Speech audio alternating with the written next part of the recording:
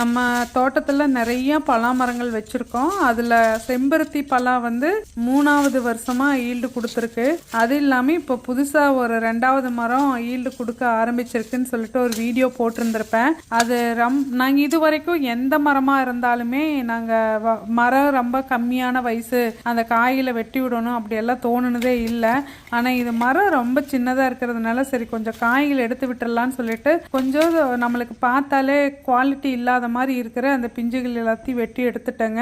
அந்த மண்ணில் முட்டிட்டு இருக்கிறதையும் கொஞ்சம் சப்போர்ட் கொடுத்து வச்சிருக்கிறோம். மொத்தம் 6ல் 2 எடுத்துட்டு மீதி 4 காய் விட்டுருக்கோம். எப்படி வருதுன்னு பார்க்கலான்ட்டு. அதுக்கப்புறம் எப்பவுமே அந்த பலா பிஞ்சில் நம்ம சமையல் செஞ்சோம்னா அவ்வளோ நல்லா இருக்காது. ஆனால் இது நல்ல பிஞ்சு காய்ங்கிறதுனால நல்லா சாஃப்டாக சூப்பராக இருந்தது. ஸோ கறிப்பலா தான் வேணும்ன்ட்டு இல்லை, நல்ல பிஞ்சு காயாக இருந்துச்சுன்னா பலாவிலையும் தொக்கு செஞ்சு பாருங்க, சூப்பராக இருந்துச்சு. எனக்கு தெரிஞ்சு பலாவில் மெக்னீசியம் நிறைய இருக்கு, அது நரம்புக்கு நல்லது.